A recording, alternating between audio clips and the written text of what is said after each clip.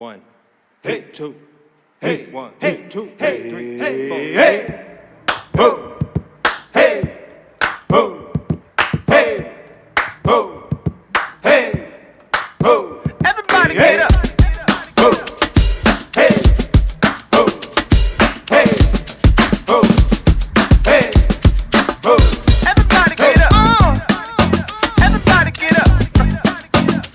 I said, everybody get up. Everybody get up. I said, everybody get up. Everybody get up. I said, How you doing, Miss LaDios? I'm doing very good. How you doing, Miss Rav'n? I am fantastic. So happy to be with you for another episode of Actors from the Dark Side. We got some hot topics, but first we want to welcome our Dark Side family. Thank you so much. We got more subscribers. Yay! And we appreciate your support. Yes. And keep on watching, make comments, like, share, subscribe. Absolutely. And today's topic is... Erasure and... Whitewashing. Whitewashing, yes, in the film industry and in history. Yes. Right? Yes, absolutely. yes. So one of the things that really struck me is, like, in America, it seems like, you know, all of a sudden the black people just sprung up from some briarwood patch and now they have a problem to deal with. But the truth is, historically, y'all came from us. Y'all came from Africa. Africa was first. So how in the world are there so many pieces of just whiteness? And it's like black people didn't even exist in these certain worlds, especially in early European history pieces, and even going forward into the 1920s and things like that here in America. So I thought that this would be a good topic that we would delve into and talk about. So yeah, what are your thoughts on that, LaDios?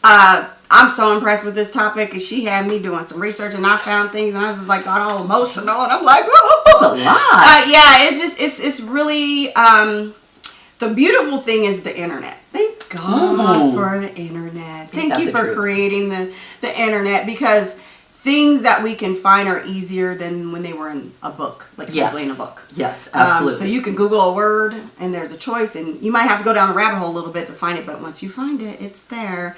And there's just so many contributions that we had. I know you started with, what is it, the cross? What was it? Well, actually, it was, I gave LaDios a reference of a show called Still Cross, Still Star-Crossed. Still Star-Crossed and this was not so much Outlander. That wasn't a good reference, but Still Star-Crossed was a show that was done probably, I think, 2017, either NBC or CBS, maybe even ABC. I forget. It was 1 year. What I thought, I loved this show, and to me, because I'm a history buff, to me it was like, this is what all history pieces should look like, because they had what's considered colorblind casting, but they had, African Americans, Spanish, Mexican Americans, and white people too, but all conglomerated in, Europe in the 1400s, which to me seems more true to life, because we do know that there are countless historical figures that we'll get into that were either mulatto or black downright, and somehow historically that has been erased and nobody realizes their lineage or where they came from. I mean, a great example for me is the show that I used to grow up with, which was The Lone Ranger, and I didn't find out till I was in my 30s that the Lone Ranger was a black man who was actually, in real life. So that was one of the things that made me want to bring this topic to you guys, because it's really important. It is important, and it just what's still troubling about all of this stuff that we're going to bring to you is they're still not teaching it in schools. That's right. That's the thing, is that if your child goes to school and now even in the now what they're doing, I don't know if you heard this, but instead of them saying they brought Africans or blacks from Africa over here as slaves, they're saying they brought them as workers. Right. Yeah, but it was like so they're some choice. They had a choice. Like they were immigrants. Yeah. And they're still telling their story and not our story. Exactly. So we're going to give you some great information. Some of it's new to me. Yeah. Some of it's not new. Some of it'll be new to me. Yeah. And we're like super excited. So excited. And also we're going to put links in there to give you some sounding boards to just kind of go and do your own research. Absolutely. But I try to watch the show, the episode. I like watching Shakespeare. Yeah. I don't like performing it. She likes to perform it. I always say if you want to make the English language a foreign language, just do some Shakespeare. Yeah. I love watching it. So I didn't get a chance to watch it, but I did, kind of peruse through it. When I went on my laptop, I had to pay for it. Oh. But then if I go on my TV, then I don't have to. So anyway, I like what they're doing is implementing a lot of diversity with casting roles. And Cross Colors is great. But do it because it's the right thing to do, not because you have to have a set amount of numbers of people of color on the set, or you want to look good. And so that's always my back of the mind question. Like, Sure. did you put them in the role? But I also like that they're giving a plethora of different races, from A to Z. How do you feel about the musical Hamilton? And Ooh, I cannot wait to see that. Yeah, I cannot wait to see that. I haven't seen it either, and I feel so Has it bad come out yet? because it came out on Disney Plus, Okay. but I don't have Disney. I don't have Disney Plus. So that's my issue. But I I don't like cannot to subscribe. personally. Okay, I cannot wait to see it. Like I said, I love stuff like that. Mm-hmm. So I'm super excited. It's so unfortunate. Like it's not. I'm wondering if they were going to actually put it in the theaters originally. But because of COVID, now it's kind of going to channels. Yeah, that's what I'm wondering. Because Yeah. I really want to know how good it would have went, or how good it would have done at the theaters. Oh, it did huge though, remember? Yeah, it did huge. Really? Remember when it came to Denver, it sold out in one day. Oh, You could not get in to see Hamilton, and they were actually supposed to be bringing it back right around now. The thing is, I didn't know it was so diverse. I just wanted to see this it. is one of those where it's like the diversity, and I did hear somebody, there was a recent article where it was like, by casting black people in these roles, it almost gives these evil white people a pass because now you're not looking at it through what they actually did and what they were actually arguing about, because I've listened to it and you don't really get, at least I don't, that they're really talking about slavery and really talking about those kind of things with the Treasury. So in some ways it is kind of a lighthearted way of looking at it, and then sometimes you use diversity to maybe make the issue less or easier to swallow. Yeah. So that's an interesting... Make you feel like you're doing something right, Yeah, so you won't so feel that's- so damn guilty. Exactly. So that's an interesting thing about Hamilton. We won't get too far into that. I just wanted to know your thoughts on that because I it's totally just- want to see it. And I love the diverse casting. I think I that do. should be done all over the place. Even the Black Oklahoma. I wanted to see Black Oklahoma. I like that. But again, when you do see a black cast talking about such a, pretty much, rounding up them and getting them, like it gives it almost a pass because you're looking at it through the eyes of the people that were the victims versus the eyes of the people that were the perpetrators. Yeah. Anyways, so. Well, I'm going to watch it. We definitely should watch it and Definitely. review it. And I might have to ask Yeah, you. we should what do does that mean? together. We should do that together. definitely. I'd love Have that. some, Yeah. a girls' day. Yeah. And everything. So why don't you start with one of your historical figures, and then we'll Okay. just kind of go back and forth? Does Yeah, that sound good? for sure. Yeah, okay, great. So I was like kind of doing some research, and I guess in February of 2008, a guy named Josh Gate, he created a 3D image and a forensic reconstruction of Nefertiti. Well, I'll put the link down there below, but when they unveiled it, it looked nothing like the Nefertiti from Africa. Right. She was very bright, Yeah. had white features, they were like, what? And so the thing about this whitewashing of taking people in and out, of like not really putting them who they are, what they look like, and why, is very frustrating.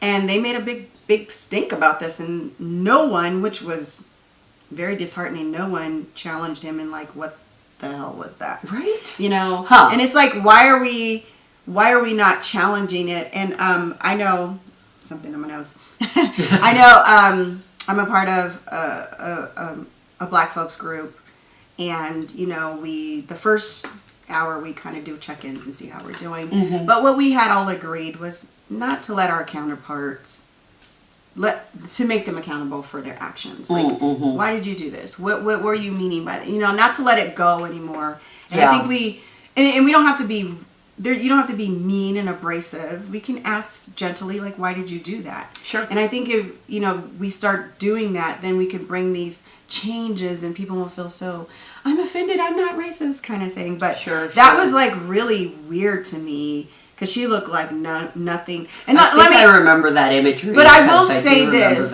People, and I want to be clear, Africa has our counterparts, and our colors range from jet black to brighter absolutely, than you. And then some of our people, and especially in Egypt. Yeah, and some of our features are more, Caucasian looking or thinner, but be realistic. Like, come on now. And anything that I've ever seen, I've never seen that look for Nefertiti. So it was just like, wow, I did not.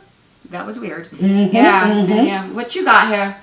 So the very first, America's first sex symbol, one of my favorite people is Betty Boop. And a lot of people, even though she's drawn white, do not realize that she's an adaptation from a singer at the Cotton Club who was Baby Esther. Yes. So that's where her actual imagery comes from. And, one of the things that always strikes me when it comes to history and slavery and those things, a lot of people try to talk about the fact that it was all about labor. And I'm sorry. A whole lot of it was about free sex, and free sex with really exotic, beautiful women, and not having to have any repercussions or, tied to those women. Yeah. Especially in America, if you slept with one of them, basically that was $1,000 pup. So yeah, a baby on the slave market went for about $1,000. So that's what a lot of slave masters would do, would sleep with their stock and then sell their babies. That's always been taken from us as black women. Yeah, and we're always beautiful, overly sexualized. Yeah, being beautiful, being loved, right? We've always been one to be had sex with, but not the one to be loved or adored. So the fact that Betty Boop is still a loved and adored character, and is really just the sweetest thing ever. She was a black woman. Yes, just letting you know. Just letting you know. That one I didn't know that one. That was yes, good. I did know that was a depiction from that day and age. Yeah, that was that one I did know, and I always, for some reason, which is so funny, I always loved Betty Boop, even before I knew she was black. Yeah. But there was a time when I was really into Betty Boop that people were coloring her, and someone said, well, why would you color her? She's a white woman. But I liked her when she was, colored. Yeah. Or made black, whatever. Or brown. Yeah, brown. But I still, whatever she was, black, white, or whatever, I always loved her. So it's just kind of subliminal that the undertone, the energy was made from a black woman, which is why people fell in love with her. Absolutely. Isn't that funny? Absolutely. So it didn't matter if she was white, black, Hispanic, or whatever. She was loved because she was a woman of color. Sure. The next one, and we kind of touched on some of this with Spike Lee. He really has covered the history of soldiers. This one I didn't know. BBC is like a channel for Europe. It's a European channel.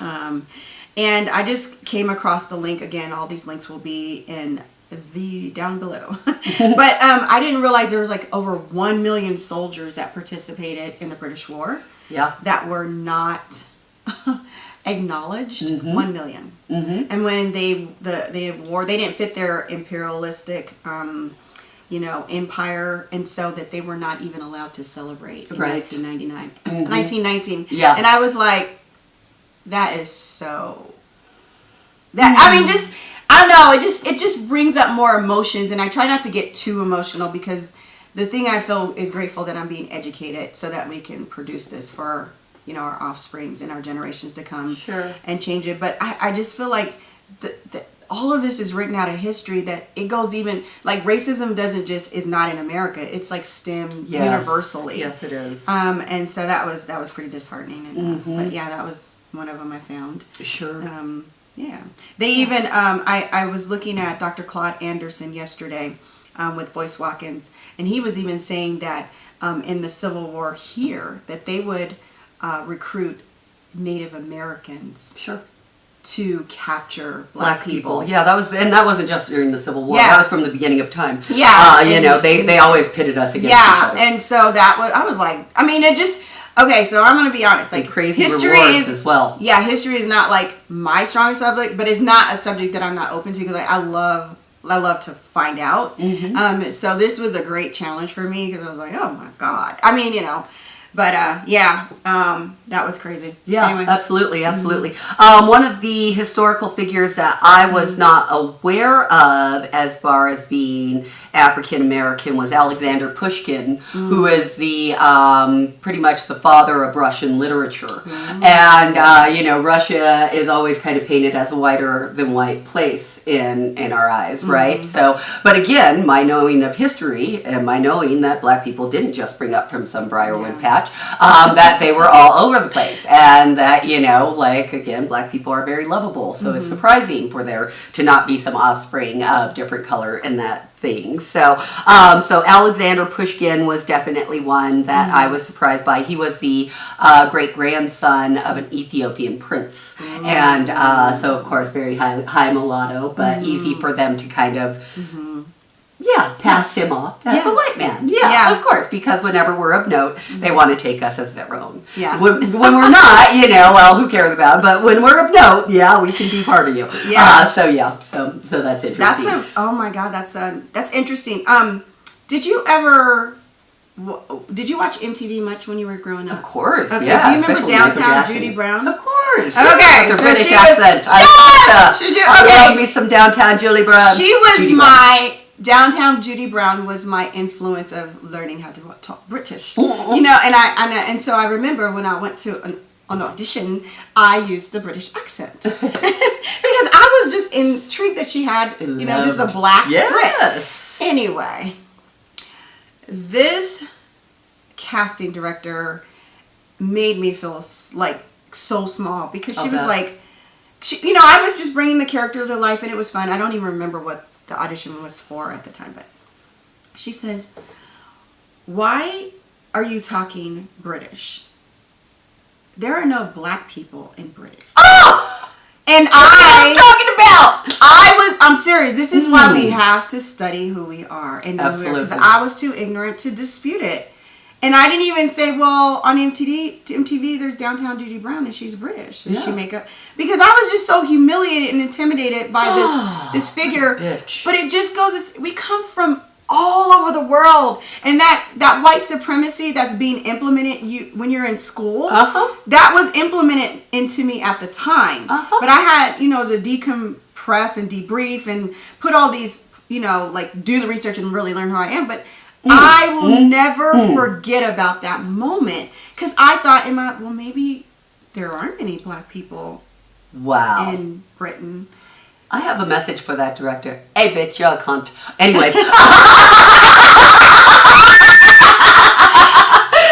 and that is what I'm saying. Yeah, but to our viewers, there is a black British series right now called May I Destroy You on HBO that I highly recommend because it is just so fun to see black people in Britain with their accents and living life and the way they party and blah blah blah, because we're everywhere. We're everywhere.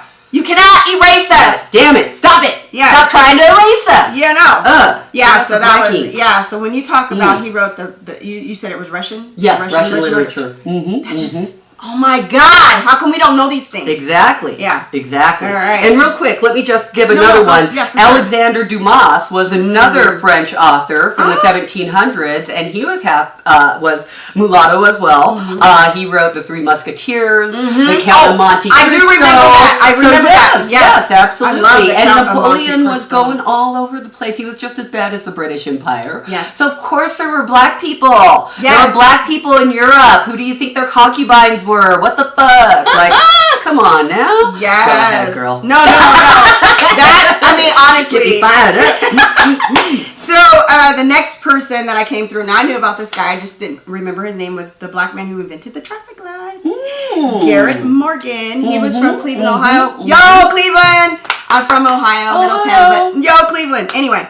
In 1912, well, he did two things. I'll start with the traffic light. So he's seen a really bad accident. And so he created, because I guess the lights were like, they were flickering out versus he aligned them. And he had patented it like in 1923 with an audible system, giving drivers time to stop. Okay. Like the yellow because light. it would go green. Yeah, green stop. Green, and then so that yellow light, and then he aligned it.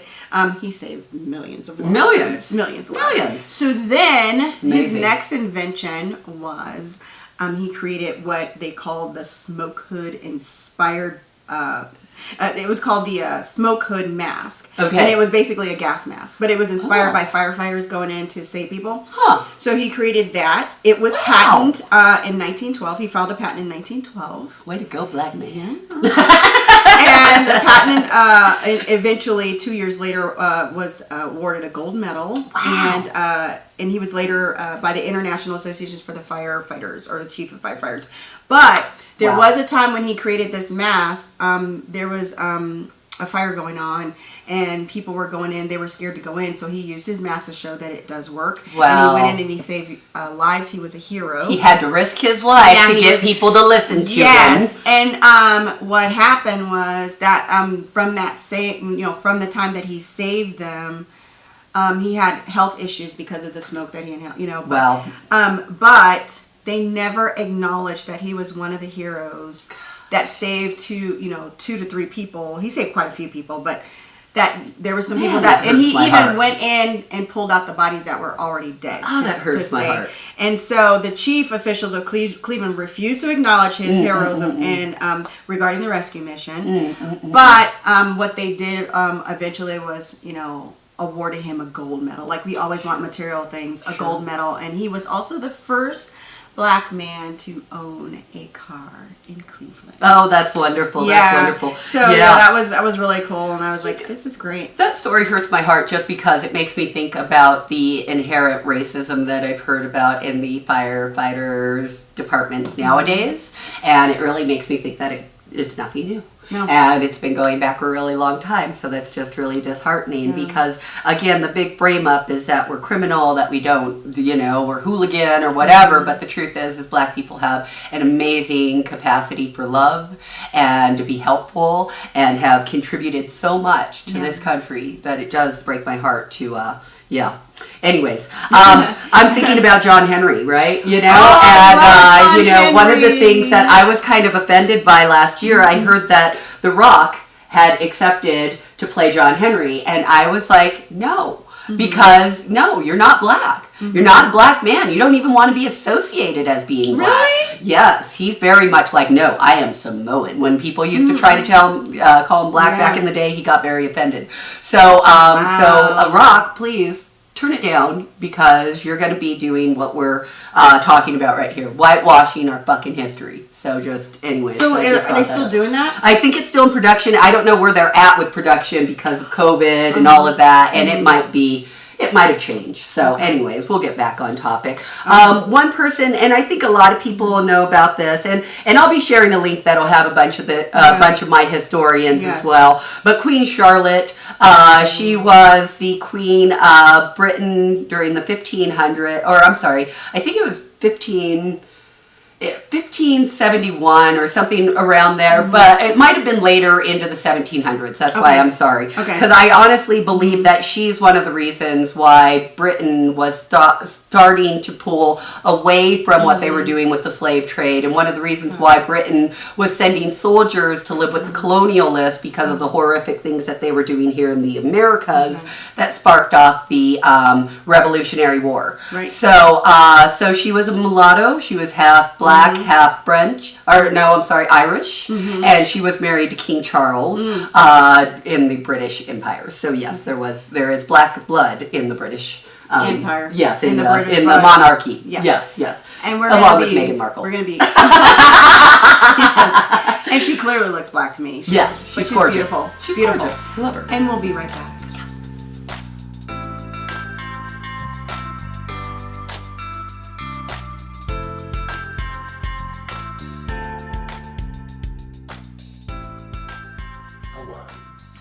A two, a three. God damn it.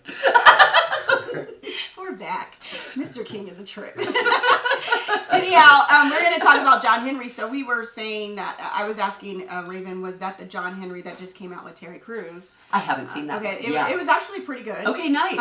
It was more depicted for modern times, and it was like kind of, you know, in But the Terry urban. Crews is a good depiction Yeah. of John Henry. Yes, Dark, yes. black, strong. Okay, so I like that. And then you were saying this was more of a Disney. Yeah, I think okay. it's a Disney production, Well, and I'm not 100% sure. Rock, I'm sorry. No, I love you. I'm a fan. I am too. And I did not even know that he doesn't identify as black, because he's always included on the NAACPs and he gets awards and stuff and acknowledgments. So maybe something changed along the way. But that also reminds me of Zoe Saldana. I just heard on the Breakfast Club that she submitted a big apology for playing Nina Simone. Oh. Which I will say, she did a very good job as far as acting. Of course, she's a great. But actress. they had to literally put dark makeup on her. Wow. And make her dark, because, you know, Nina Simone. Wow. was Yeah, super she's dark. like the shade of Lupita Yeah, Nyong'o. so yeah. they put dark makeup on her. Wow. She did a good job. Of course. But she had apologized, because when it was coming out, you know, the Americans was like, no, you shouldn't. And she was like, but I'm a black Latina. You know, I'm a black woman. I'm a black woman. I can play this. And so I could play this, but she wasn't looking at it from a different stance of how the putting on black makeup to make you darker was offensive, because now you put on blackface too. Yeah, you're doing blackface, basically. Yeah, and Yeah. so we accept your apology. You still did a great job, and hopefully they're gonna do they're gonna redo the movie. Sure, and sure. let's get somebody that, I mean, hopefully they got the chops, but let's get somebody. Sure. Sure. Yeah. That's crazy. It is crazy. Absolutely. Yeah. Shall we dive into some more? Yeah, for sure. Okay, for so sure. I'm going to do two historic Americans that you may or may not know. Mm-hmm. One is J. Edgar Hoover.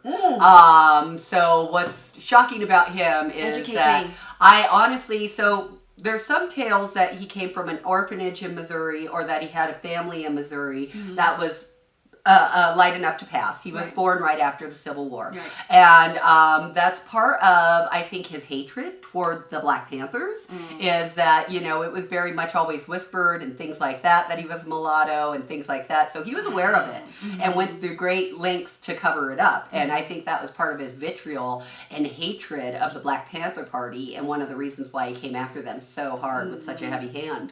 And then the other historical figure is Jackie O. Jacqueline Kennedy Onassis, our first lady. Maybe Wait a she minute. was our first black first lady, because she I comes heard some from stuff like that. absolutely mulatto lineage. It was the Van Sallee family, or Sealy Van Sallee. They were known mulattoes, and the Bouviers were also known mulattoes. So she came from mixed blood, to say the least, and that's probably why she was so gosh darn beautiful. She was okay to me. I thought she was very pretty for being a white woman without her makeup on. Often I was like, I oh, think she she's had really class. beautiful. She probably was one of the only one that I could say as a first lady who had class outside of Michelle Obama. I thought she was. I mean- I'll disagree. I thought she was as pretty as Marilyn. Like Marilyn had all the makeup on and all that, but I thought she Was had Marilyn Monroe just biracial? features. No, but Marilyn Monroe was sleeping with her husband.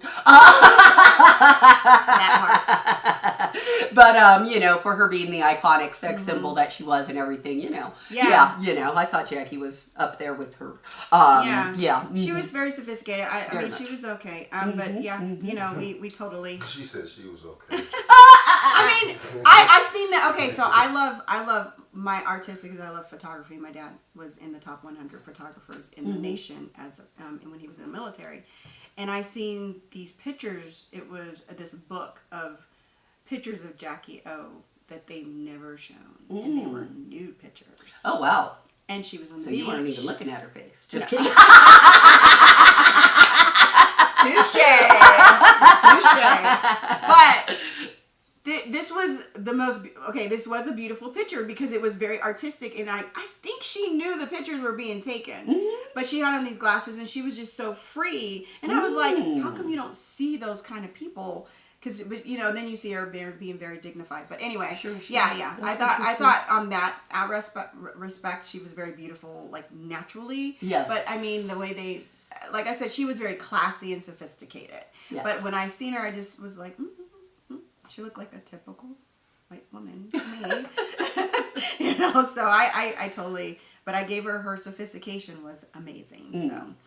So, yeah, that's pretty interesting information. Now, what about you, LaDios? What about composers? Are there any composers of note? So there's two. I'll mention one first, and it's they consider him the Black Mozart. Joseph Boulogne, Chevalier de Saint George. And I'll refer to him as Saint George. But anyway, I ran across him. Oh my God, this story just made me want to cry, just thinking about it. Anyway, he was conceived, he had a black father who was conceived with a white mother, and his dad, raised him. And his dad, knowing that he was mulatto and wanted him to excel at the top excellence because he knew he was going to have to compete with his counterparts. So he became a very great composer with the violinist, a violinist beyond this world. And he was funded by the hierarchy and the elites because back then in the 1700s they funded artists to travel and play, and so he was like one of the first black aristocrats. Anyway, he was very exotic looking, of course, and he probably slept with every wife in the country. I mean, they literally said that in the video that he slept with every wife, and women loved him. He said, but he wasn't marriageable because he was mulatto. Yeah. But he did find one true love. She was a white woman. I can't remember her name. And they conceived. And he was so excited and so thrilled. He was going to take the baby, raise him like his dad raised him to be, the top of the line and excel in excellence because he knew what he was going to have to navigate through. Anyhow, when the baby was born, the nurse neglected the baby and the baby died. And then from there, he kind of just spiraled a little bit. But he put all of his pain and arts into music and composed these concertos that people still cannot hit because they play at these high notes like E. Is E like the highest note, baby? E flat or E sharp? E sharp. E sharp. And so he put all his work in there. And then so there was this big audition to play for this. I can't remember if it was like a symphony, but he went to go audition, and then when he came, people were appalled that a mulatto man would come.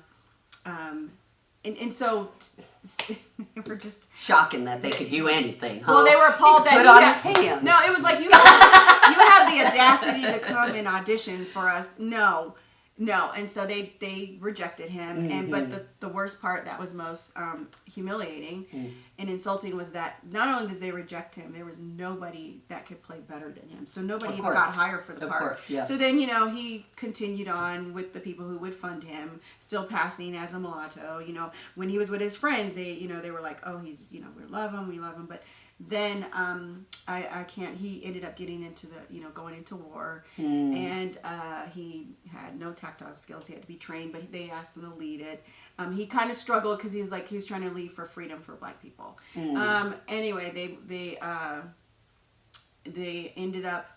He came back from the war. He led his troops. He was very successful. He came back, and they arrested him for betraying his country, and he went into jail.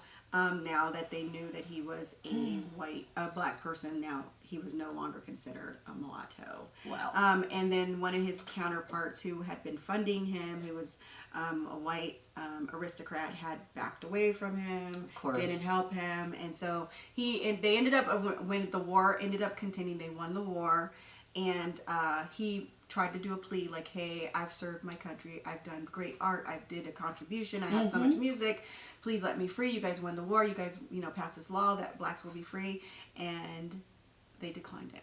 Wow. And he died in there, and a lot of his composing of music was lost, and there's just very minimal, but he was a great contribution to the classical era, and I love classical music. Oh my God. Yeah. It's so funny because I took a class, a jazz class, and a black man was teaching it, and he played the the saxophone. Okay. But what they did is they started from the very beginning and then came up to jazz. I remember him mentioning this person, but he never said he was black. I don't remember. At least I don't remember. But because I took that class, I had such an affinity for classical music. Sure. Oh my god. So yeah, it was so sad. So I was like so emotional, and I was like, God, can't we get a fucking break? You know, like can't you just give us what we want? We just want equality. Can't we get a fucking break? And the fact that he never got, I mean, that's so I'm much not, of it our- doesn't matter that she was white because that's all he was around, but she couldn't even love her and have his own child. They killed the child. That's so much of our ancestral kind of trauma, right? Is being a person of note, and then just living your life out behind bars. Yeah. Or, you know, you that's... can't be that's, free. Yeah, that's our... You can't that's be who our you are. ancestral trauma. That's what adds to so much depression and so much stress and anxiety as an African American that y'all just don't even get. Yeah. Like, I'm just... And we I'm can't, just saying. and you know, at this point, I think we're just so tired of explaining our pain. But this piece that we're doing is for educational purposes. Absolutely. I'm let so you happy guys that know. we're doing this. Yeah, I'm so glad that you picked it because I was like, no. She wanted to cancel. She's like, we won't do it. I was like, no. I don't know if it's fleshed out. I don't know if it's fleshed out. Yeah, I was like, you're gonna do this. We're gonna do this. We got. Yeah. So yeah, that was like really. Oh, just breaks my heart. Yeah. Anyway, that is heartbreaking. Yeah, Absolutely. go ahead, hit some more. Well, let's see. Just a couple of... These are really ancient kind of characters that you'd probably have always grown up as thinking that they were white. Hannibal of Carnage, St. Augustine, Santa Claus, which is actually based off of St. Peter, who was one of the three wise men, and he was one of the givers of gifts. I've heard that. And then Alessandro de Medici, he was the leader of the Moors, and why we had the Italians, basically why we have Italians, right? Yeah. The Moors were from Ethiopia, and then they kind of merged with the the Spaniards. Europeans and Spaniards to create Italy. Yeah. And I think Alessandro de Medici was the father of the first pope. So he was a black man who fathered the first pope. So interesting facts because we just get erased. Yeah, and we're not going to be erased because we're telling you we're here. Yes, and our history is important because it's your history, god dang it. Yeah, you know? So you need to know who you are and how much big contributions we have. Absolutely. So there's a couple more. We have Beethoven. Everybody knows. Well, no, they don't know. They don't know that he's black. Yeah, they know. Yeah. Amazing. Yeah. So when he was with his black friends, he was referred to black, and when he was with his white friends, they wanted to label him mulatto. So they used mulatto because mulatto did not necessarily identify with black. Right. You could have been but he had a black Spaniard and black genes in there, and anything like that was connected to the African descent. It was like not good. Yep. So they would say they were mulatto. And then one of the interesting things is that they forced him to wear powder on his face when he went out in public. Wow. So that he wouldn't look like black people. He would light his skin. But that's blowing my mind right now because that was the custom in France. So how many people were walking around with brown skin and they were powdering it out? And they were probably God, passing on who they were. Damn That just straight. because I was like, why did I used to, when we would watch these shows and I say, James, why are they wearing makeup? Like, why they got this powder? But anyway, he was also forced to have a body double, a stunt double, to paint his picture. And that's how he got blonde hair. Oh my God. Yeah, I did not know that. And then when he was in his late 20s, he lost his hearing. But yes, I do this that. man was so freaking amazing. He learned how to do it through the still vibrations. composed several more pieces after that were amazing.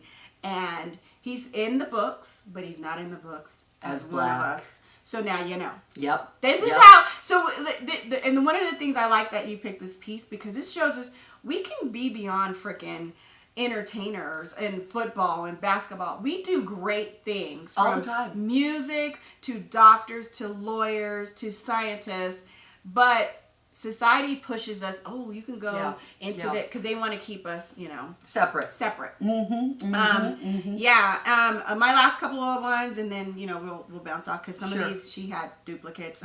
Just over the years, how Hollywood has really erased us. Lauren Olivier, who wore blackface in Othello. Oh, I want to make a note about Othello. Yeah. So Yes, tell us about this story. when I first started acting, you know, I got a list of books that I should go and read, and one of them was called On Acting by Stanislavski. And I'm reading it, and I get to like chapter 11. This is very much toward the end of the book, and he talks about how he has a script for Othello. So what does he need to do to get into character? Well, he goes to his refrigerator and takes out a piece of chocolate cake and smears it all over himself so he can really get into the animalistic nature of being a black man. So fucking offensive. Like, you know, a black man is no different from a white man at the end of the day, and that is the truth, right? Our differences are as far as how we look and our background. Other than that, we're all the fucking same on the inside. And we have the same like the problems, same parts, the same hurts, the same all of it. Yeah. So, you know, a white person, if you're studying, you know, you don't have to go through all that. You don't have to make yourself some other or whatever, right? Yeah, I mean, if I'm looking at a white monologue or whatever, I make it my own, but it's not like I have to go and like, put on a blonde wig and now I'm Becky and la la la. Like, no, that's not necessary. That's fucking racist. So, you know, sorry, just a little. I'm fired up. King up there I'm laughing. fired up. No, and you know, his argument was probably, I'm doing method acting. Exactly. Well, if I'm gonna play a drug dealer, I don't need to do drugs. I could go and speak to someone on drugs. Thank you. You know, you don't have to play drugs. But and if he really wanted to understand the black experience, he could have put himself around black people. Thank you. I've heard about I've heard about Stanislavski. And they always reference him in theater like he's. Thank you, like he's God. He's and I'm like, and I'm all. sorry. And this is a message to the casting directors, to the producers, to any of y'all that are watching that have a role into who gets to be at the table and who gets to play what. You should have black extras. I don't care what the friggin' period is, because we exist. You should have black people in the background and things like that, because there is no such thing as an all-white world. It so really quit isn't. painting it. And it's just not. stop. It's not there anymore, It's dear. just stop. I'm sorry, you can't make it up. Because Thank we you. are telling our own stories, and Yes. you can't stop us. Thank you. Ain't no stopping us now. Hey, Woo! hey. We're gonna do it. Yeah, and then there was Katharine Hepburn when she did the Asian makeover in Jade and the Dragon Seed. I looked at her. That's wrong. I felt for you Asians. Elizabeth Taylor when she Happened to played us. Cleopatra. And I was going to say, and Elizabeth Taylor did it to us. That whole thing's wrong. It's all wrong, and what they stole from us. But yeah, you got some over here. I think I have a couple. I'm trying to forget about him. Yeah. Oh, yes. This is where we'll end it. Actually, it's Clark Gable from Gone with the Wind. And why y'all are so in love with him? Absolutely, he is black and Native American. He stood up for Hattie McDaniels when they tried to segregate the restrooms and things like that. He said, I am not performing until there is equality on this set. Yes. And so good for you, Clark. And again, why he was so dang good looking. Absolutely, he is handsome. And we can see why. Yes. Mm-hmm. Yes. Yeah. They did a lot of whitewashing, and there's several actors back in the 30s and 20s that hid their identity. Absolutely. That were biracial. There was was it Greta Garbo? Don't quote me. Wow. Really? It was Greta Garbo, I think. I will double check. She has my birthday. But I think she was like Hispanic. Really? And she covered that up? Yeah, and they covered up. I will get this, but it was one of those those beautiful bombshells back in the 20s and 30s. And I was like, no, what? You know what got me is, and this is going back just kind of to Barack Obama, and I think his, was it Reverend Ellen Wright? And he said to be unashamedly black. And I remember that really struck a chord with me, because I grew up, in a Hispanic family where I was taught not to love my blackness and kind of hate the skin that I was in, and I still have a lot of resentment toward that. Yeah. Because at the end of the day, it was a lie, and to be so ashamed of who you are, to be ashamed of coming from greatness, to be ashamed of all, that's such a tragedy. So be unashamedly black. Yeah. Be unashamedly you, right? Yeah. And even if that And means unapologetic. Yeah, unapologetic. Yeah. So it's sad that, looking back to the 30s and the 50s, that there are so many black people that tried to cover it up. I was telling you about the president of Dartmouth College. One of the second presidents at Dartmouth College was a mulatto. His mother was a slave. And he had to cover it up, A, because slave law would have made him a slave. Right. But B, again, didn't want to have his reputation or anything else disparaged. And when they figured it out in the 90s, Dartmouth College all of a sudden hailed themselves as this leader in diversity because look, we're one of the first universities with Yeah, the but black they weren't saying president. that. And then just to add, because we're in a different genre. Sometimes passing was for survival mechanisms. Sure it was. And we Sure it was. understood. Sometimes I remember reading this book, and I'll have to find it. It was an amazing book. But this woman was married to a black man, but she looked white. But she can sew, she can count and read and write, and so she would pass as white. So she could do things for her family that her husband couldn't do, like go open a bank account or write a check or do negotiations. And so with that, when we're talking about survival, that's one thing. Yeah. But when you now in day and time, and you're like, I'm not. You don't have to say. If you look white, you can say, I'm white, but ethnically I'm black or whatever. It's okay, I get it. But to just completely denounce that You're African you're American. not, and clearly you are, it's hurtful. It is. Because that says that you don't take pride in all these lovely things that we have been a contribution to over the years. That, if you notice, even in sports, black people lead in sports. Yeah, but we're not hailed for it. We're not, no, unless you like Michael Jordan. Yeah, you know what exactly. I'm saying. But the thing is, when we do track and we do all these things, we're at the excellence. But then it's not until the records are broken and it's a different counterpart. Sure. And the counterpart don't even have to be white. It could be Asian. It could be then.